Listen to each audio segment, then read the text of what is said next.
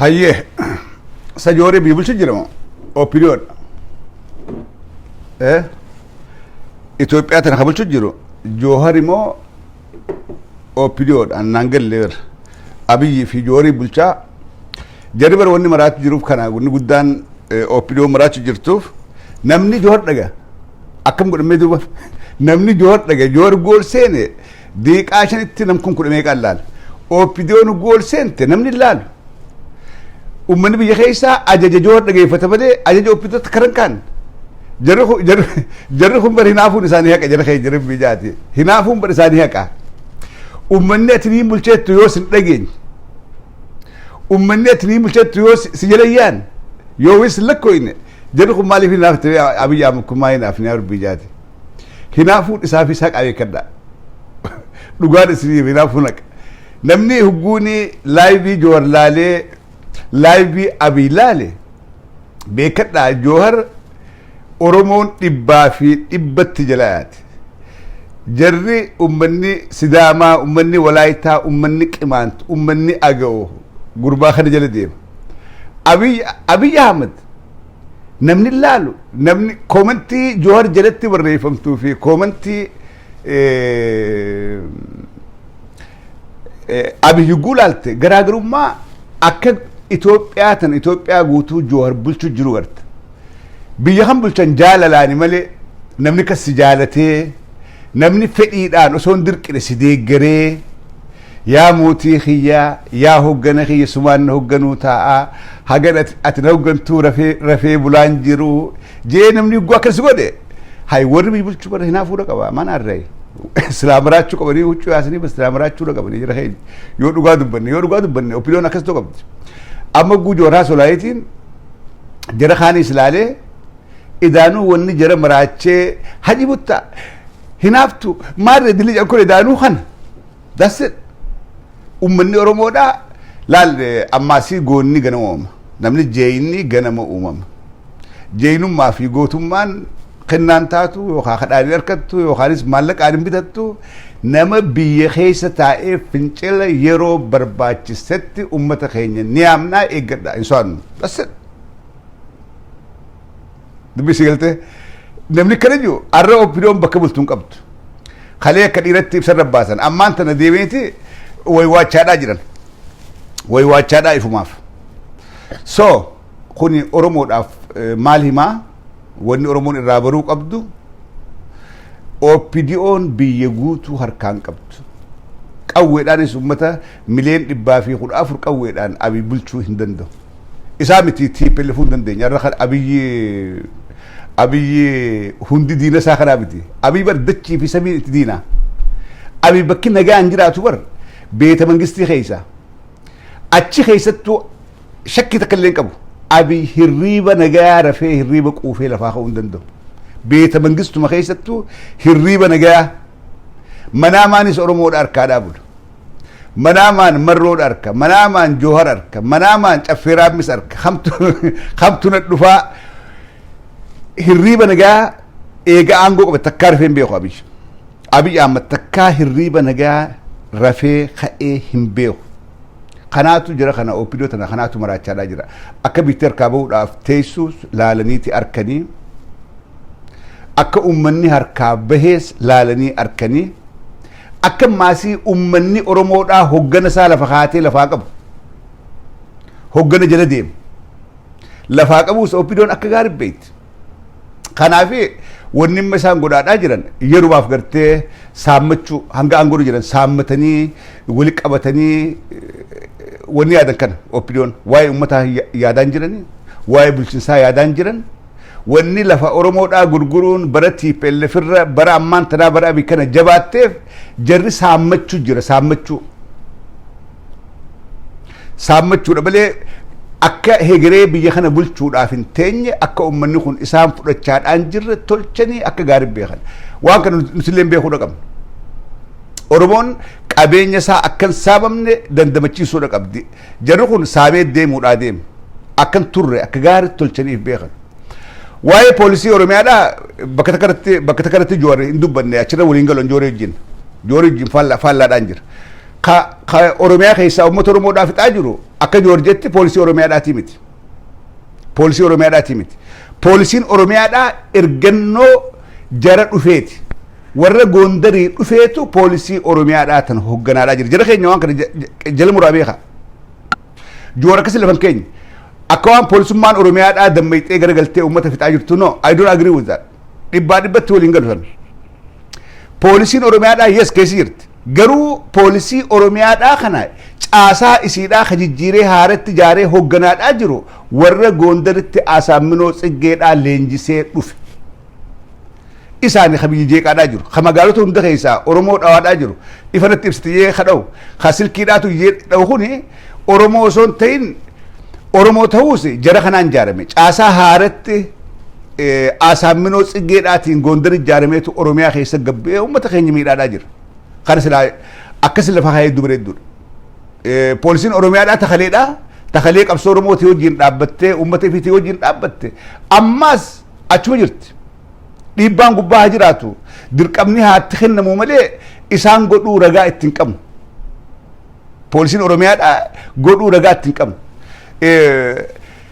barsa qofa miti namni bar waraana raayyaa ittisa biyyaa keessaa bar deemee qabsoo oromootti dabalamaadhaa jira raayyaa ittisa biyyaa keessaa ijoolleen dhalootaan oromoodhaa ijoolleen dammaqina qabdu karaa qabsoodhaa dabalamaadhaa jirti poolisiidhaa miti so ka ammaan tana oromiyaa bulchaadhaa jiru ka oromiyaa keessatti nama fixaadhaa jiru nama ajjeesaadhaa jiru caasaa nafxanyaan Abiyyi waliigaltee oromiyaa keessatti jaaratte kan akka gaadutti badda caasaa nafxanyaadhaati inumaa bakka garii opiidoon quban qabdu shimallis abdisaafaan garaa guuttatanii maallaqa saammachuu malee maaltu oromiyaa keessaa deemu jira quban qaban hin beekan nafxanyaan garuu Daani'el Kibrat caasaa beeta mangistirraa eegaleeti hanga gaditti oromiyaa keessa jaaree uummata oromoodhaa galaafachaadhaa jira waan kan oromoon sila qubatti laachuu qaban ijoollee sila qubatti laachuu qaba hayyoonni kunis qubatti laachuu qaban dhugaatan uummata keenyaa ifa godhu qabna kajjeesaadha jiru kajjeesisaadhaa jiru warra nafxanyaa caasaa nafxanyaati fakkeenyaa si kenna oromiyaa keessatti bar amaarri akka jirutti hidhatee jira amaarri akka jirutti hidhatee jira eenyu hidhachiise beeta kiristaana hunda keessa qawweedhaa jira girnoof bombiin guutuudha waan kana opiniyoon ifuu baasaa turte eenyuutu hidhachiise eenyuutu adda baasee amaara qofa hidhachiisee oromoo irraa hiikaadhaa jira caasaa nafxanyaan jaaratte kan opiniyoon quban qabne opiniyoo garaa sii guunnaaniif bira kutan dhugaan jirtu hayni jiru kana poolisii oromiyaadhaatu kana godhaa jira warri gartee leenjisanii haaratti baasanii liyyuu haylii godhan suni leenjii haaraa waan lafaa kan bilisoomnee jirraadhaa waan kaniif isaanii fi warra nafxanyaadhaatu walii galee uummata oromoodhaa kana godhaadhaa jira kana biraatiin waa'ee dinquu dayyaasaatiin dubbadha dhageeffadha waa'ee dinquudhaa dinquu kana ani hin beeku takkaa dubbisee hin beeku takkaa qaamaa walgarree hin beeknu garuu odeessisaa hedduudhaan qaba dheengadda mucaa tokko naa bilbile mucaa hiriyaa kiyyaa kana gaafa TPLF Tigreedhaatu abbaa isaa dura ajjeese abbaan isaa nama qabsaawaadha Tigreen dura ajjeeftee dinquu dayyaas kun namatti ergee yaamee abbaan kee qabsoodhaaf wareegamee qabsoo oromoo irratti nu jecha wareegamee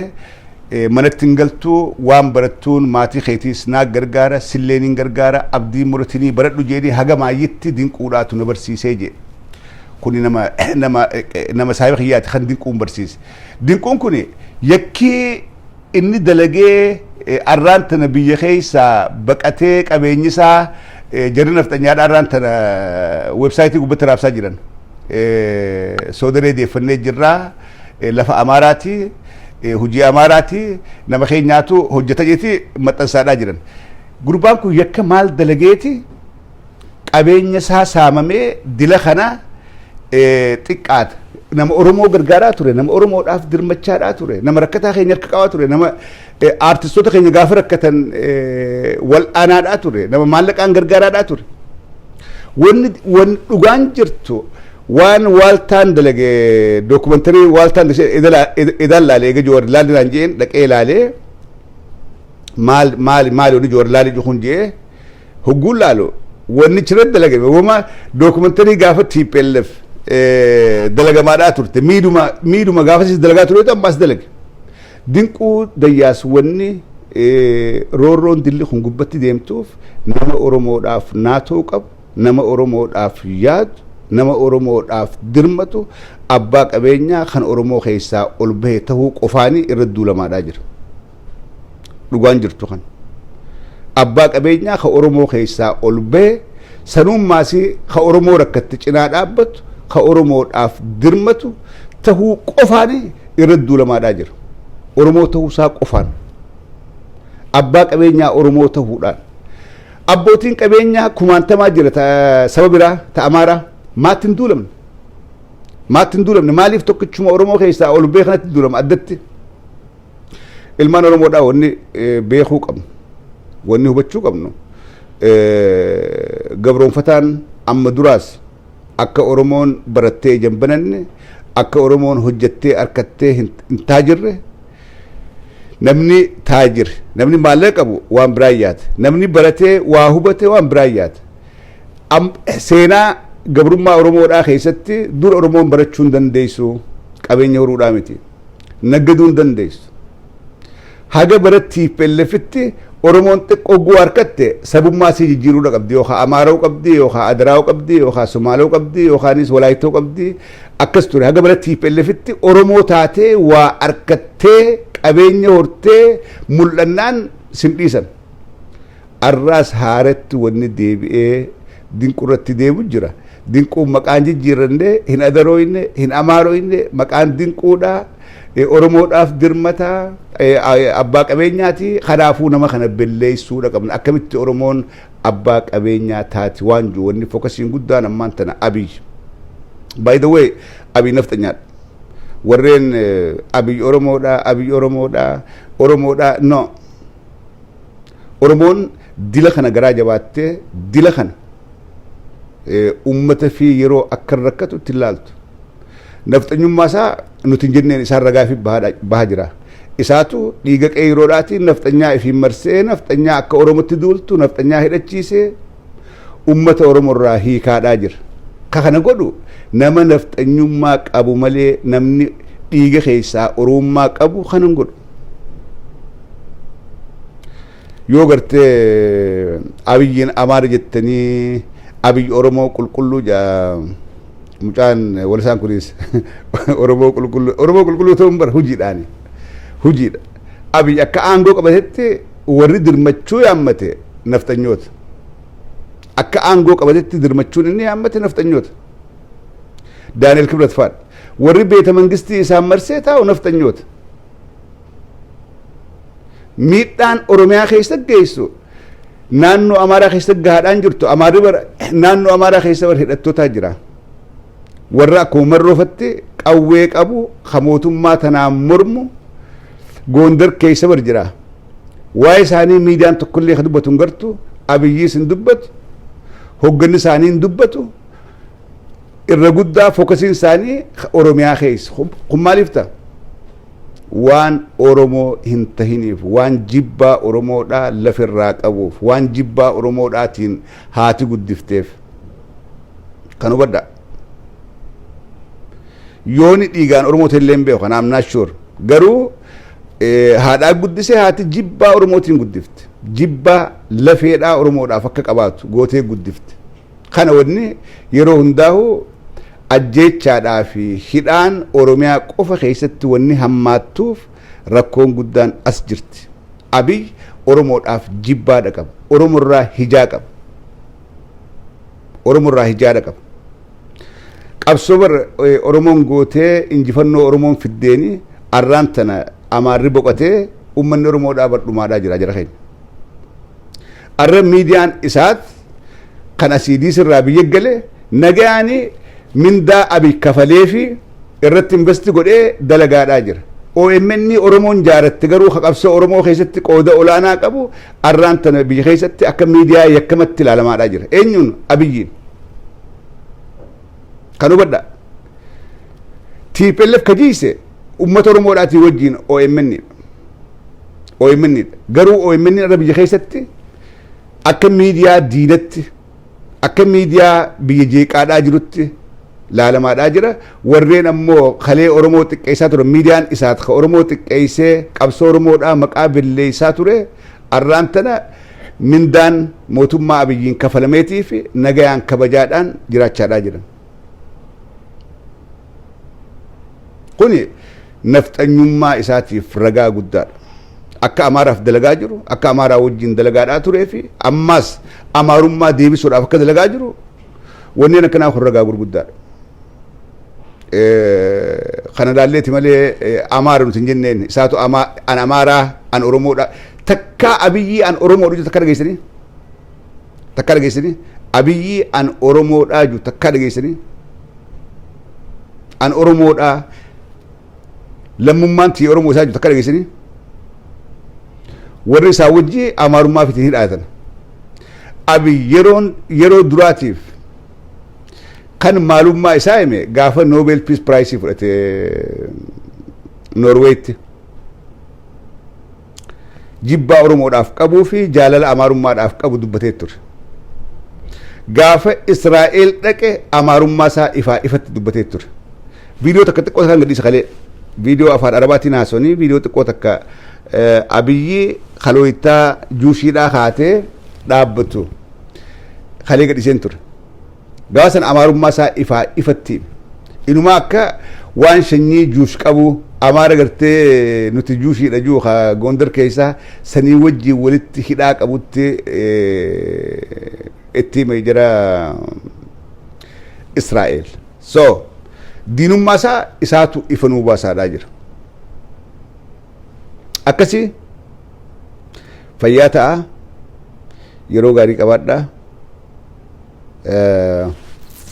ولد دايما